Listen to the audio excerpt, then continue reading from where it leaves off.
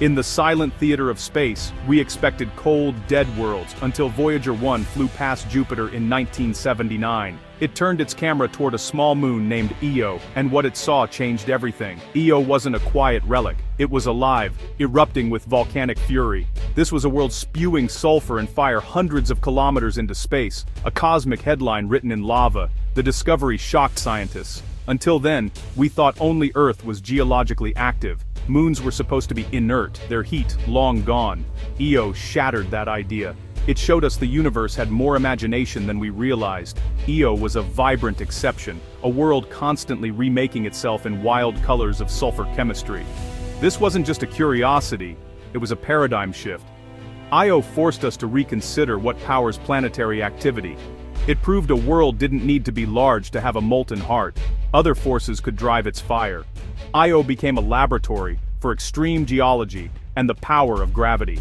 Its surface is the youngest in the solar system, paved over by fresh lava flows. There are no impact craters. They're erased almost as soon as they form. Instead, we see vast sulfur plains, towering mountains, and hundreds of active volcanoes.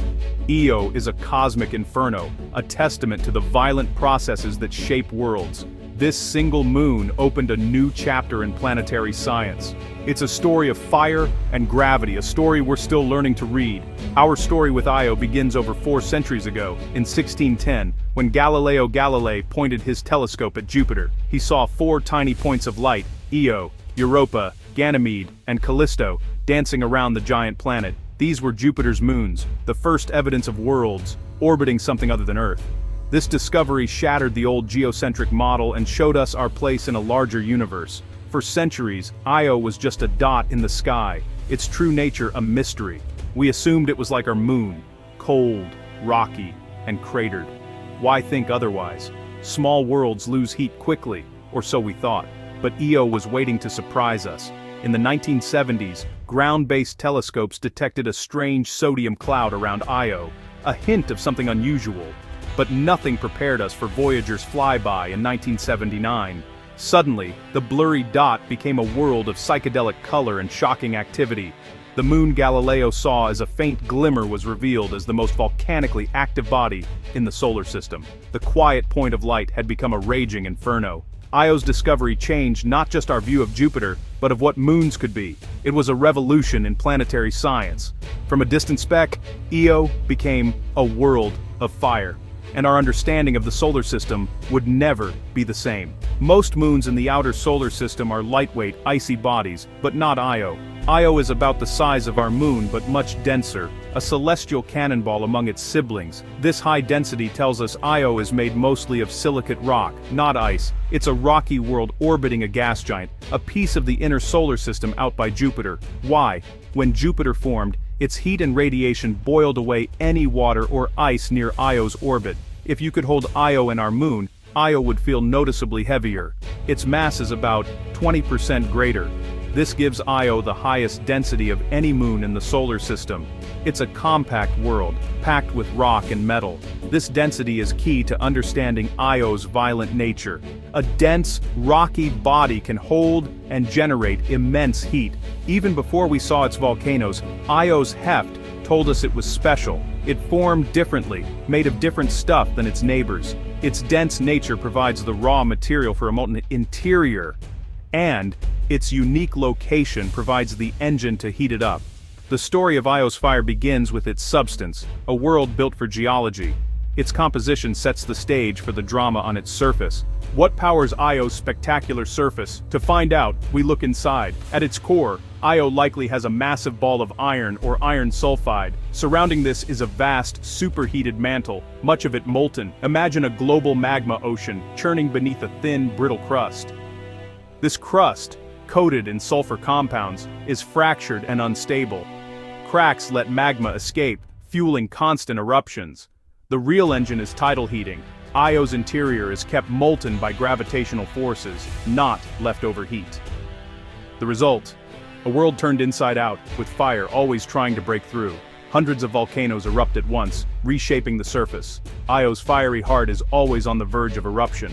Io's surface is a canvas of extreme geology, no quiet corners here. Volcanoes dominate, but not as mountains. Most are vast, shallow depressions called paterae. From these, plumes of sulfur and gas erupt, painting the surface in wild colors. Pele, named for the Hawaiian volcano goddess, is marked by a massive plume and a giant red ring of sulfur. Loki Patera is the most powerful volcano in the solar system, a massive lava lake that periodically overturns, releasing immense heat. During these events, Loki outshines all of Earth's volcanoes combined. Beyond these giants, Io's plains are built from overlapping lava flows, stretching for hundreds of kilometers. The colors range from black and red for fresh lava, to yellow and white for older sulfur-rich deposits. Strange, steep-sided mountains, some taller than Everest, rise from the plains, formed by crustal stresses. Io's landscape is forged and reforged daily by its relentless inner fire. Io's volcanism isn't ancient history, it's happening right now, with relentless fury. Over 400 active volcanoes make it the most dynamic object in the solar system. Eruptions range from slow, molten rivers to explosive plumes shooting gas and ash into space. Io's lava is hotter than Earth's, sometimes over 2300 degrees Celsius, rich in magnesium. When magma hits frozen sulfur dioxide, it explodes, powering giant plumes like Pele's. Recent Juno flybys have captured real-time eruptions and glowing lava lakes. Io resurfaces itself at a rate of about 1 centimeter per year. Fast, geologically speaking. Impact craters don't last, they're quickly buried under fresh lava. Io is constantly erasing its own history, painting itself anew. It's a world perpetually being born. Io's gravity is too weak for a thick atmosphere, but its volcanoes create a thin, ever-changing veil of sulfur dioxide. This breath of brimstone is constantly replenished by eruptions and stripped away by Jupiter's radiation. The atmosphere is densest over active volcanoes, and, on the sunlit side, but collapses when Io enters Jupiter's shadow. One beautiful result, auroras. Energetic particles from Jupiter's magnetic field slam into Io's thin atmosphere, making it glow. Unlike Earth's green and red auroras, Io's shimmer in reds, blues, and violets. These lights are brightest over volcanic regions, a direct link between geology and atmosphere. Io's auroras are a ghostly reminder of the interplay between its fire, its breath of sulfur, and Jupiter's magnetic might. Even in the darkness, Io shines. Volcanoes and lava plains dominate Io, but its mountains are just as dramatic. Over 100 peaks rise above the plains, some taller than Everest. The tallest, Bosal Montes, soars up to 18 kilometers high. These aren't volcanic mountains, but blocks of crust, thrust upward by immense pressure. As new lava piles up, the crust is pushed down, then fractures and uplifts along fault lines.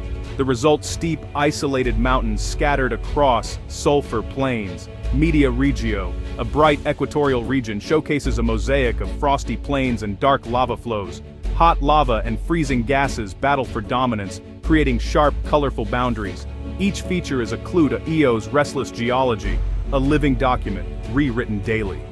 Unlike our moon's static landscape, Io's is alive and ever-changing. What powers Io's fire? The answer lies in its relationship with Jupiter and its neighboring moons. Io orbits close to Jupiter, feeling immense gravitational pull, but it's also locked in a resonant dance with Europa and Ganymede. Their regular tugs force Io's orbit into a slightly oval shape. As Io moves, Jupiter's gravity stretches and squeezes it, flexing the moon like a stress ball. This tidal flexing generates enormous friction and heat inside Io. The result: a molten mantle and hundreds of volcanoes. Io's fire is the direct result of a cosmic tug-of-war, a beautiful, violent consequence of gravity.